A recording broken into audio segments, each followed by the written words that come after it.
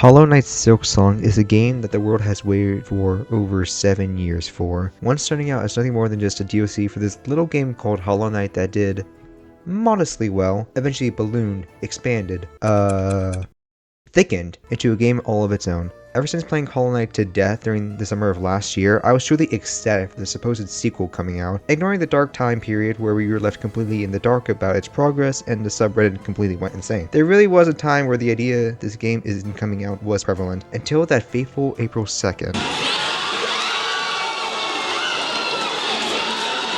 The hype for this game was truly palpable, and I commend Silksong Daily News for keeping his channel going even when it seemed like all hope was lost. This game broke all online stars during its first hour, something I never experienced firsthand before. So now that the game has been out for over 2 months, I think it's about time we finally talk about the game in full. I'm here to explain why Hollow Knight Silksong is incredible, and one of my new favorite games of all time. Oh, by the way, I not only have a cut version of my entire first playthrough of this game on my channel, but I also streamed me getting platinum on my Twitch account. I'm not saying to go there right now, but since I have you here and the links are in the description, so... Oh yeah, subscribe. Please?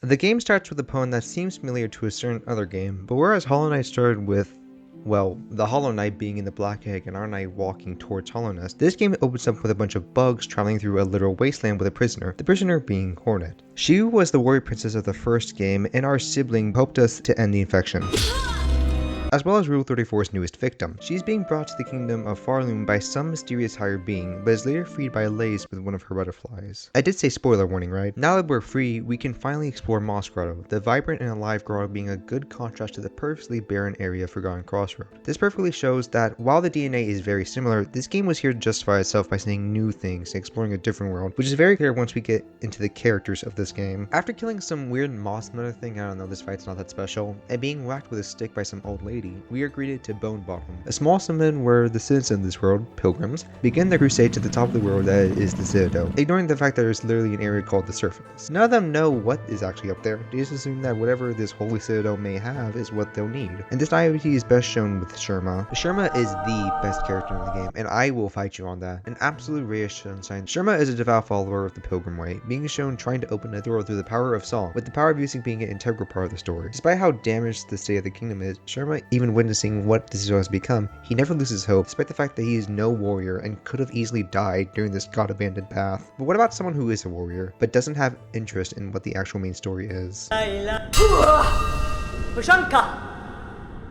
That would be Chakra, this game's cartographer and overall chill girl.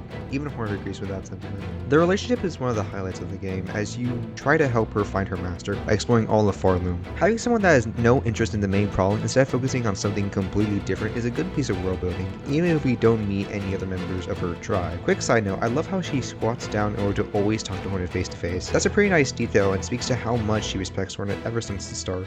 The reason why we're talking about them is that they are arguably the most important when it comes to Hornet's personal development, which will be discussed later on. Let's get on track to the main story. We press on ahead, getting the first of many skills along the way, and releasing the bell piece. Or as I, Hornet, and the rest of the fam likes to call her. Can I just do that? Ada! I guess that's why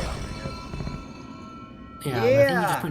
She's also a mother, so that's how you know she fucks. After that exciting ordeal, we meet some abortion bin reject called Grindel, an ant boss that took way too many tries to defeat. Meet whatever 4-star is supposed to be. Seriously, why does she have human hands? That question will lead me to Lace, a character we've known ever since the DLC mutated into a game. And she's basically the Hornet of this game. She even talks in unnecessarily cryptic lines, just like the good old days. Well, it's quite obvious she wants us unalive, so let's see how the first boss against Hornet 2.0 is.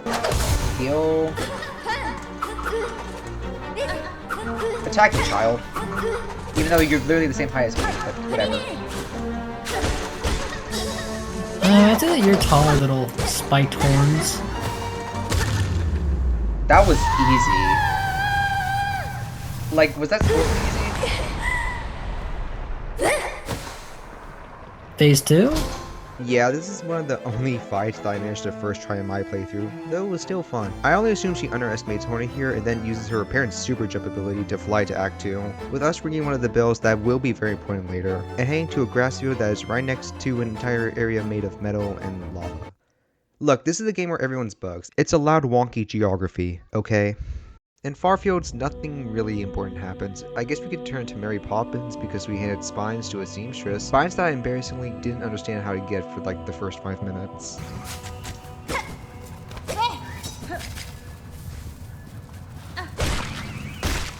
Okay, yep, you just attack these things. With our newfound ability to glide, we simply go back. Oh,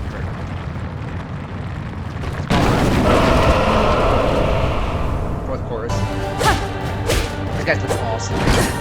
Oh right, I forgot there was a top 5 boss here. Fourth course is not especially hard boss, but man do I love this guy. His extremely smooth movements, the way they are able to naturally integrate into phase 2, the giant rocks on the roof that I unfortunately didn't know could one-shot phase 2, resulting in unnecessary death. The only thing that sucks is my laptop can't fully render my capture card, so enjoy counting the pixels on this frame. With our newfound ability to become an umbrella, we see this place called Pilgrim's Rest, run by this crime against bug humanity, as he charges 30 rosaries each time you want to enter his place. Oh, wow. Okay, so we have to insert money every single time. That's really annoying. This, my friends, is one of many examples of how the Kingdom of Harlem is a capitalist dystopian hellscape. And we thought spending 3k for a vessel fragment was a bad deal. We quite literally reached Greymore by shooting through the stone floor of the place. Instead of suffering permanent brain damage, we instead fight some birds to get the best Silksong in the game. Seriously, do the calculations if you don't believe me. And meet the hunter of this game, New, whose species not even Google AI can tell me about. Instead of going on to defeat Morwing, I decided to head back to Bone Bottom from the top, accidentally finding a weird temple with something I had no idea about.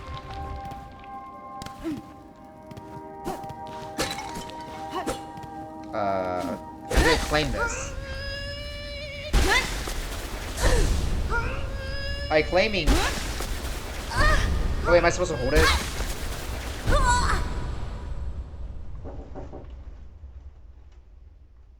Ah. Yes. Okay. Bound the crest of Wanderer. Cut swiftly and move with strikes. What? I got crest. That's a good thing, right?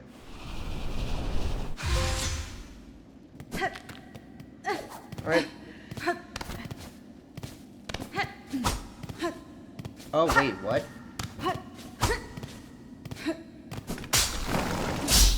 I get to play like a Hollow Knight player?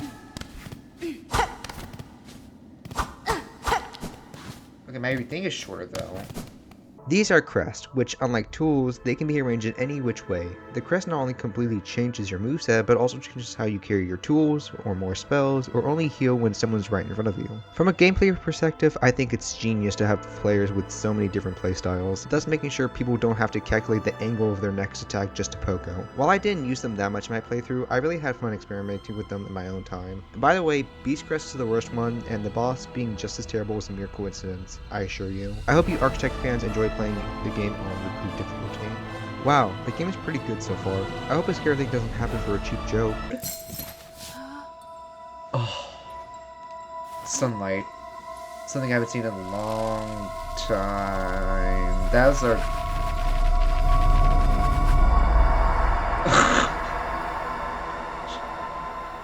That's... That... Are they puppets or something else? Maybe it's just as a culture here.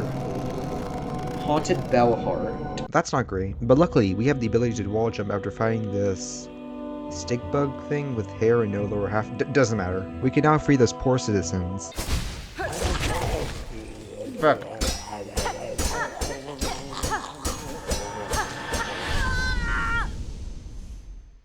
Or I could just get too excited about my newfound power, decide to go to an area I couldn't reach before, and get captured and later sent to jail. They even have the audacity to steal my clothes, thus showing us that Hornet is an actual stick figure with a large head.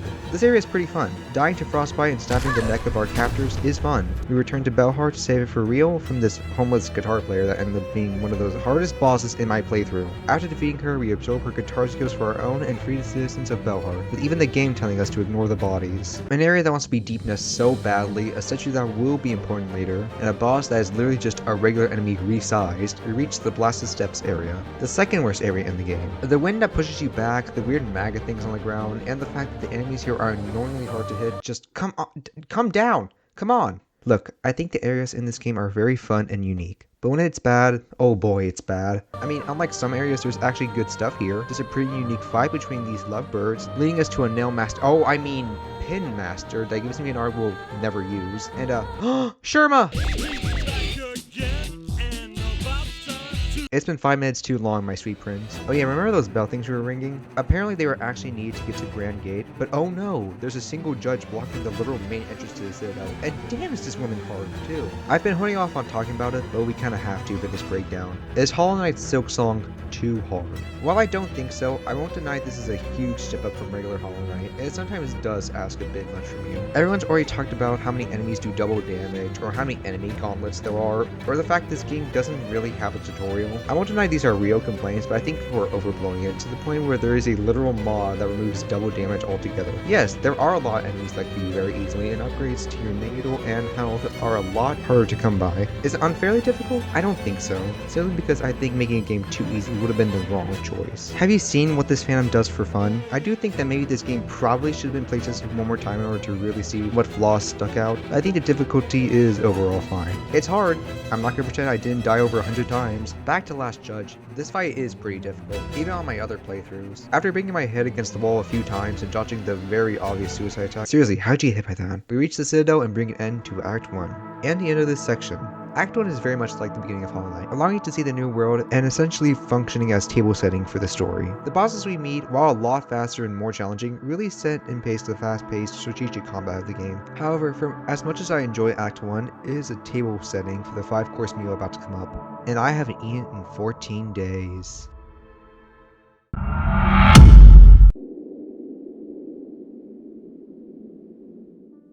At the Grand Gate, we take an elevator that will take us straight to... Oh. No. We're supposed to go up! Genius.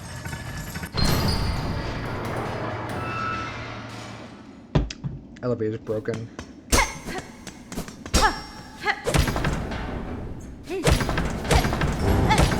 Oh.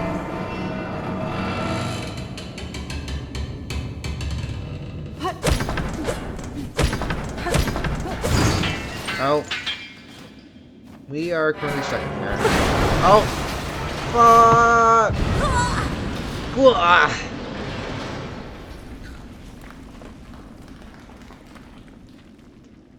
Well, I guess that's... Oh, no, we're still alive. We survived worse, I think.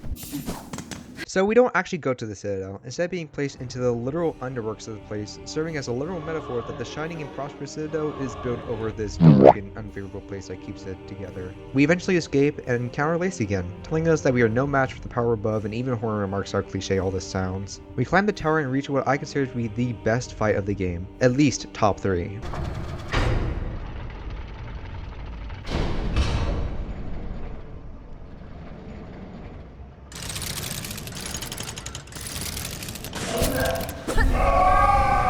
Cogwork dancers.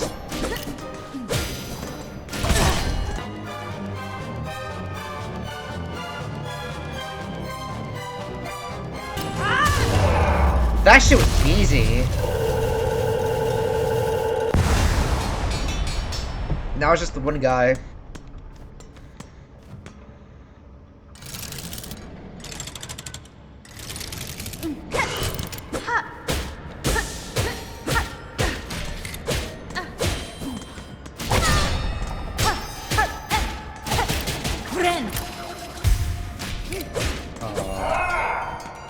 What a shame.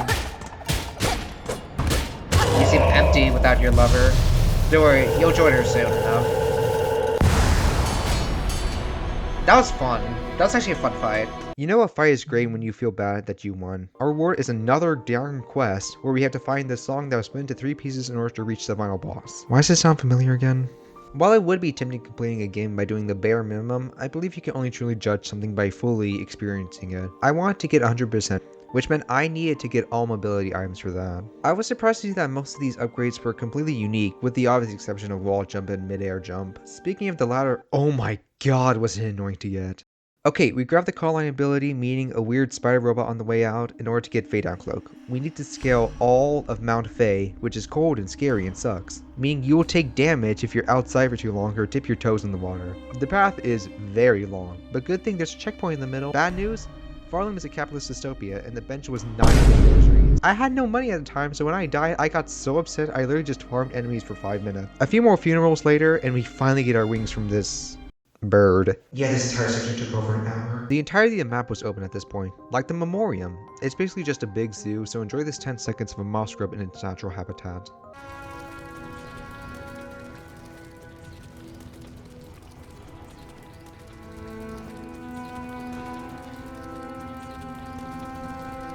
We decide to explore past Sinner's Road, reaching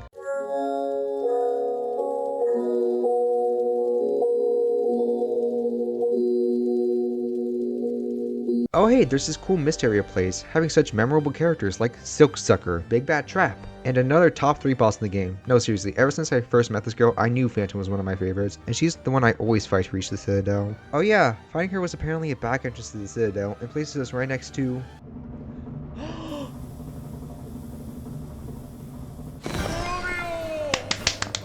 God, I love this guy already. This bro is so sassy as hell. This fight is S tier, and I will not stand for any arguments against that. We love our gay Theodore butterfly. Since I accidentally made it back to the Citadel, I decided, what the heck, might as well collect the 3 Silksong pieces. We climb a clock tower, fight an enemy gauntlet with 5 too many waves, and these guys. And we finally get the cylinder for the 3rd part, which I didn't realize you're supposed to get after fighting Trobio, but hey, at least we have it now. However, my mission to do literally everything besides the main quest was still going, and I wasn't willing to take chances for my first playthrough. Not only are there entire areas to explore, like this coral desert area that I died an embarrassing amount of times to, there are also quests to complete, like putting this mechanical heart into the Sentinel and giving this weird plant thing that definitely won't betray us some purple polyps. You know, normal people things. We collected the remaining mask and full fragments as well, which means we had to fight the 2nd worst boss in the game. If you think that fight sucks, then you ain't seen nothing yet! Unfortunately for us, weapon upgrades this time were a lot more stingy. The first 2 are easy enough to get. The game literally gives the first one for free.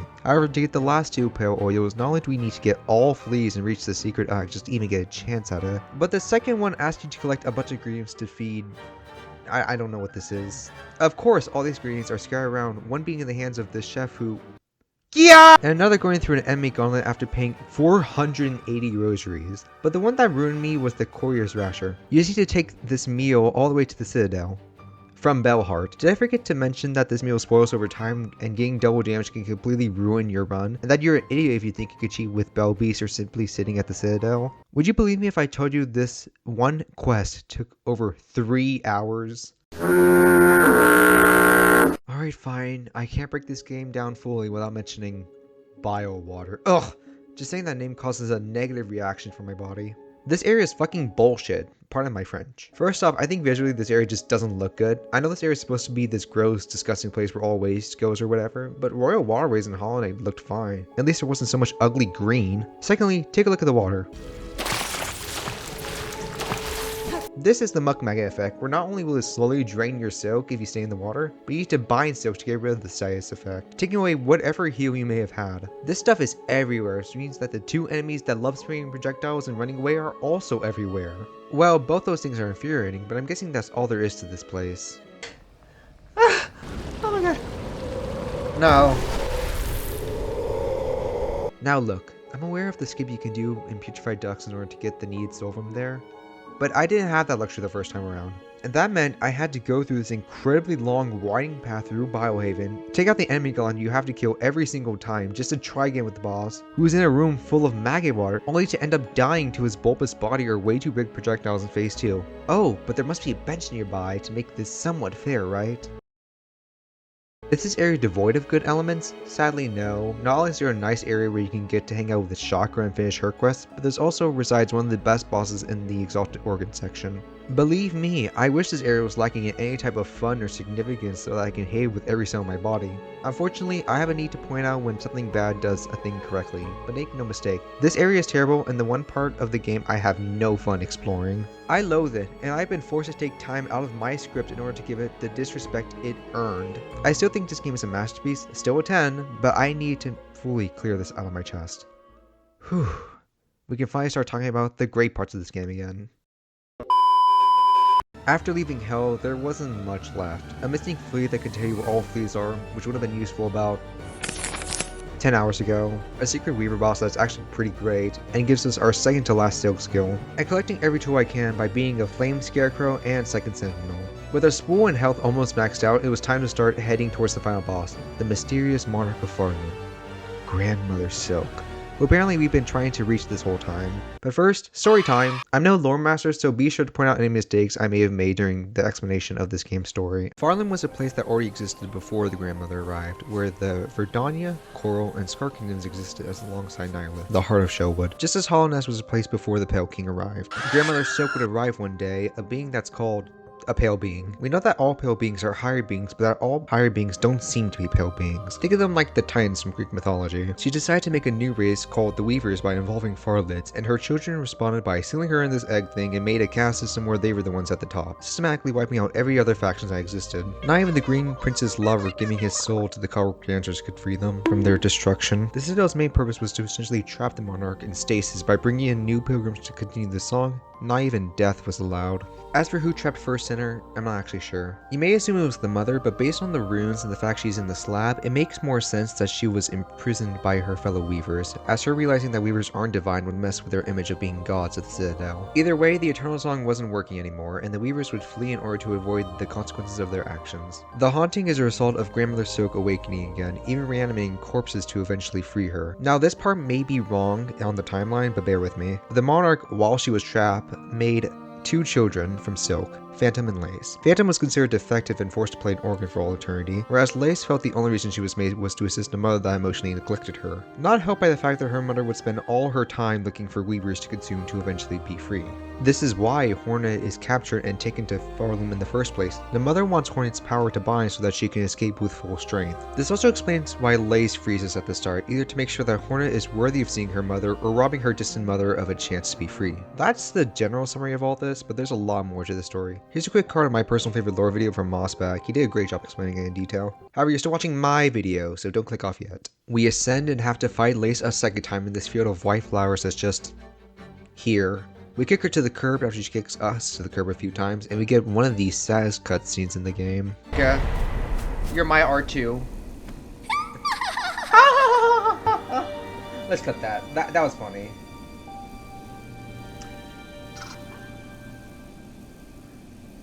Finally, I feel your sting, and you bear the truth my patience simply show.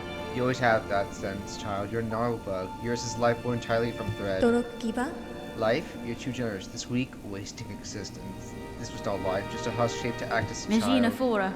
Yours was life, pale one. Do not confuse your unique creation with its absence. I've seen others make the same mistake.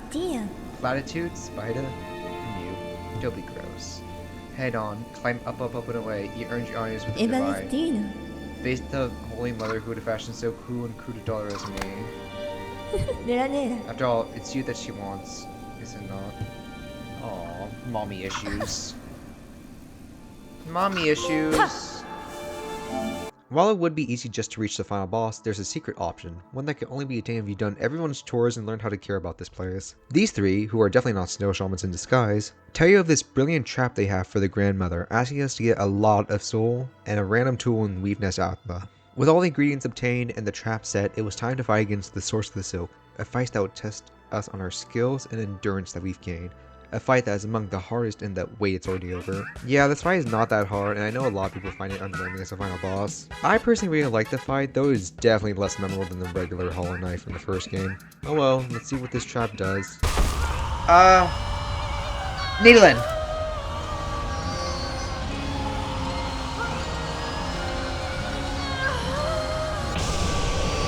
Take this. What's happening? Oh shit. The abyss. No, she's dragging me down with me. Lace! Let's go. No! Did Lace die? I will accept this.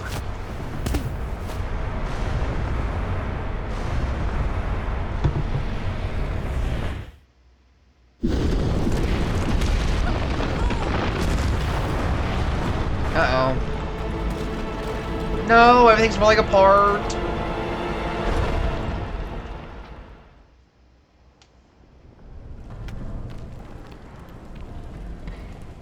Oh.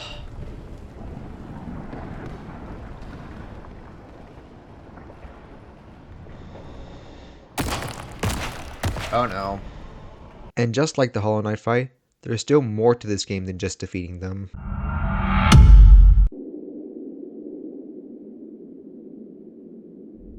Hornet wakes up to a farm that's an even bigger disaster than it was before. With these black threads and these abominations around the place, they even took away our bell beast for a moment. Truly, we have lost everything. Luckily, no one important died, so that's neat. We make our way to Moscow to find out that the 3 very sus people with soul manipulation were actually snail shamans. A twist I didn't put together until this moment. What happened was they made a trap to drag the mother into the void, the place where all our siblings were born and killed in the first game, as a way to permanently get rid of her. However, Lace intervened and saved us from being dragged in, meaning the higher being is literally spreading herself thin to keep the daughter she apparently loves now alive, making a new cocoon at the literal bottom of the map. Unfortunately, we can't just leave this god-faken kingdom to ruin, so we decide to do something about it with this bell thing that's just here. In the abyss, we have a conversation with Lace, or maybe an apparition of her. Doesn't matter. This is the area where we get our final upgrade ability, being the vertical crystal dash, and now it's time for an escape sequence. One I died in, not because I was bad, but because my stupid robot friend killed the enemy I needed to use as a boost, causing me to burn to death. Very cool, Cogfly, but maybe you're doing your job a bit too well. We tell the shamans of a new plan where Hornet proposes we get the Everbloom from the first game in order to dive down.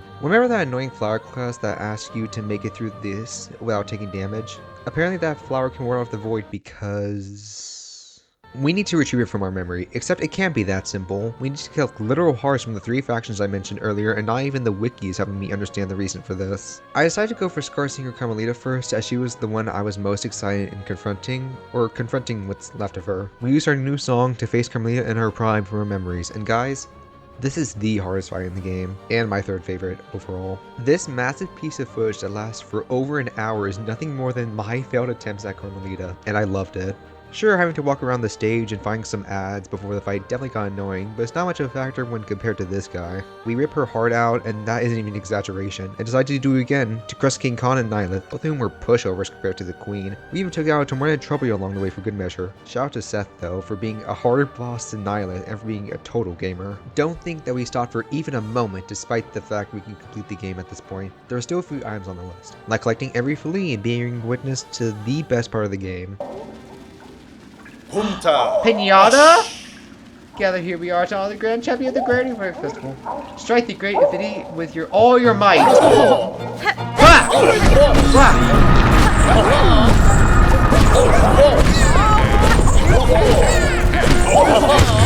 Wee! Pinata! All our friends are here. And Volg. Getting cursed with his child thing and obtaining our final crest of the game. Oh yeah, there was also Verdania and the Green Prince. I've neglected to mention them as I've personally found them the least interesting part of the game. Although this is now the 2nd time Tuteria has made a gay couple where one of them is already dead. Is there something you want to say to us? Don't worry, they're together now. Finally, we could get horribly injected with the 3 hearts we painstakingly obtained and get to meet some familiar faces within Hornet's memory, like Deepness Dreamer, You Killed All Your Children You Dumb Tree, and Queen Vespa. Just Queen Vespa. Be honest, you did not remember her twice at her name. Really, this part of the game is just an excuse to have some fan service from the first game, as well as showing how Hornet had 3 whole moms because her daughter was too busy buying 50 more buzzsaws for his palace. We successfully obtained the Everbloom, but it seems like the spell costed the Shadow Shamans their lives.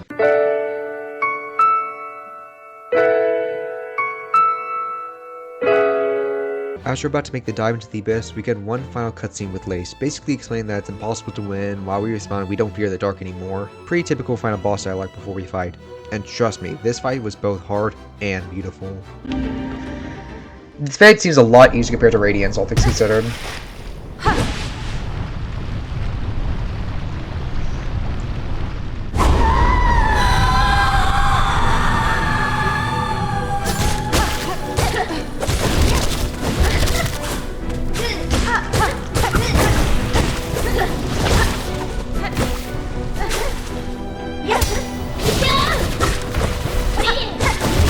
Dang it.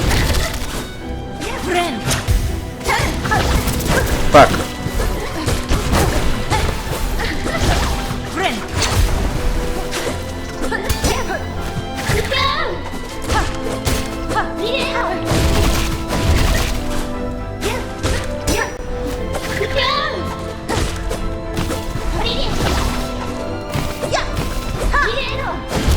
Dang it. It's his attack. I'm struggling with that attack in particular.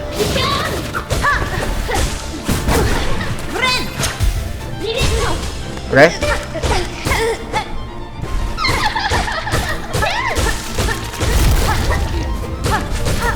Dang it.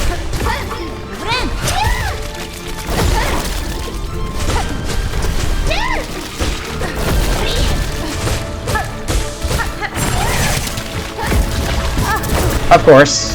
That somehow hit me all the way from there.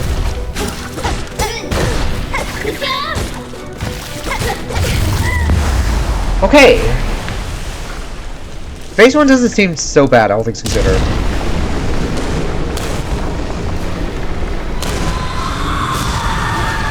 No, it's leaking in. The cocoon is falling apart.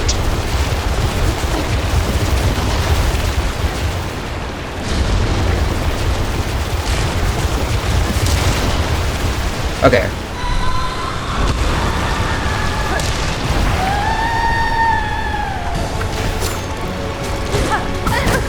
Frick. Dang. No.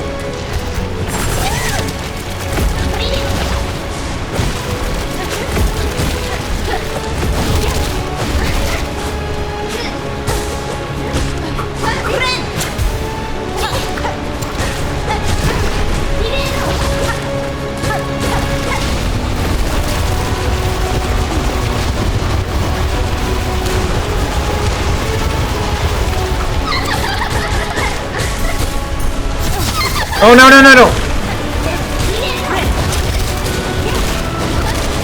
That was scary.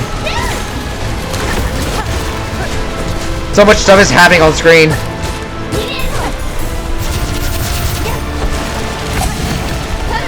Okay.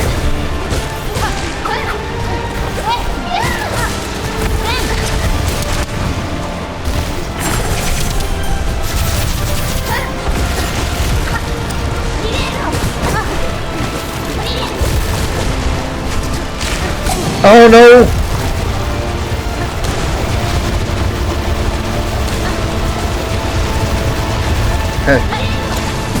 Oh, dang it! Oh! Is that it?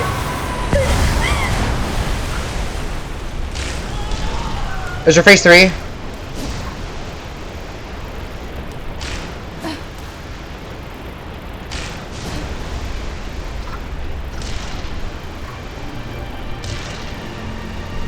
Oh my gosh, are you safe? Take. Huh? Whoa!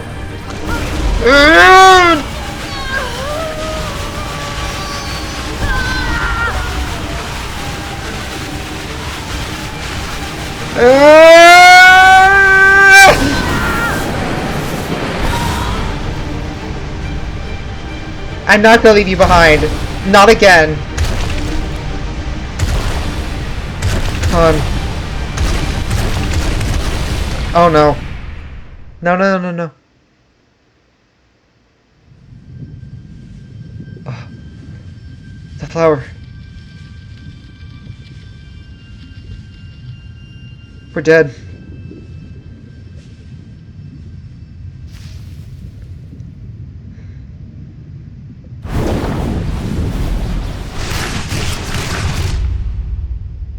Huh?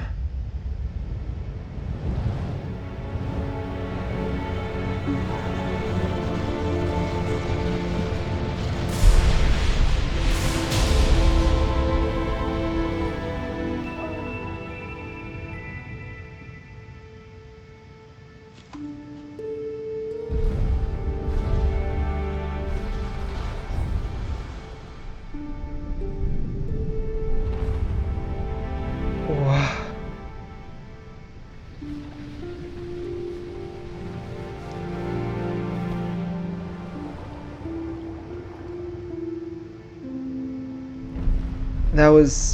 That was the night.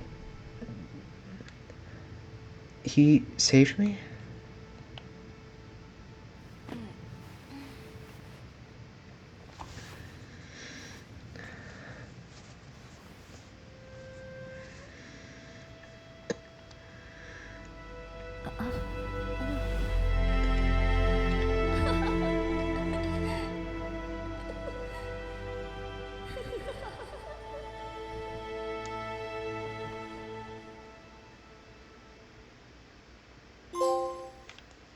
Sister of the Void.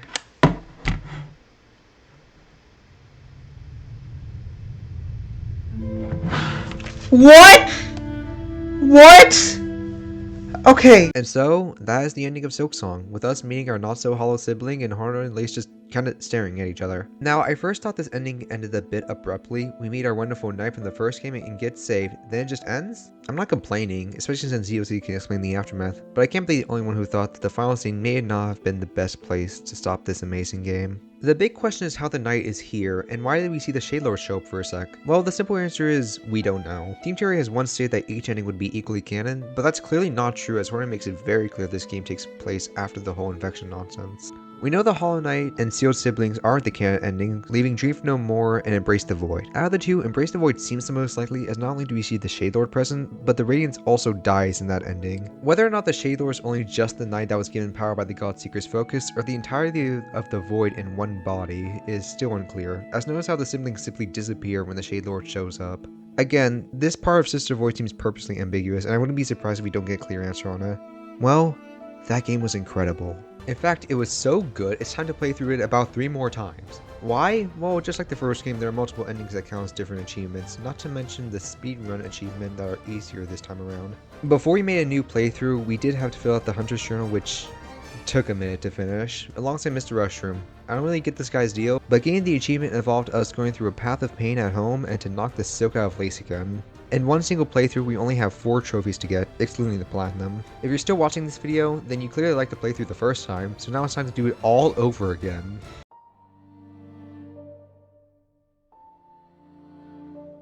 The first 3 hours were pretty normal, the only exception being I am trying to kill a god within the next 5 hours. Shout out to this video explaining the speedrun route very well, and for telling me what I could get. We played it up until the second Lace fight, and decided to go for the Twisted Bud quest. I truly thought I could knock 2 birds out with 1 stone with the Twisted Child and 5 other speedrun achievements in 1 save file. As it turns out, fighting Grandmother Silk while cursed was the hardest part of the entire game. Let's go over the curse state. While Hornet's in this form, you can't recover health, you can't use spells, you can't use items, or any type of tool. And your moveset is now completely different. We have to defeat Grandmother Silk like this, with only our needle and whatever mask we managed to get. Could I have gotten the 3rd needle upgrade and maybe an extra mask? No, because I was too stubborn to actually play smart about this. I essentially had to no-hit the boss during the first phase, as any hit is something you will have to carry throughout the fight, not helped by this lady having a 3-mask attack. Death after death, time after time, taking damage on the run back to her. It finally happened on attempt 27. Ah! Oh my god! Ah!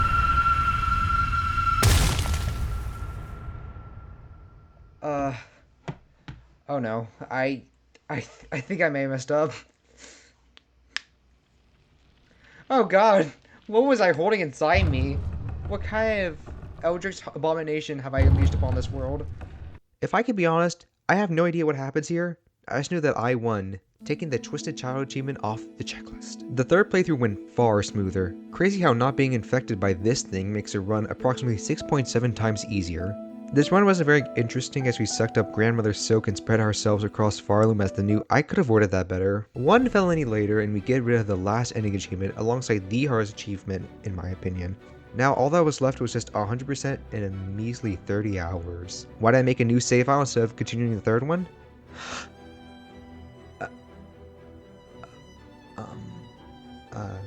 The last run was honestly a victory lap, as everything we did to get 100% the last time applied here, with just a time limit, and that 30 hours won't stop me from completing this extremely stingy checklist. I don't you guys want to hear how I spent over 2 hours grinding rosaries just to purchase everything? So how about we do a montage of this run, the final run of Hollow Knight Silksong.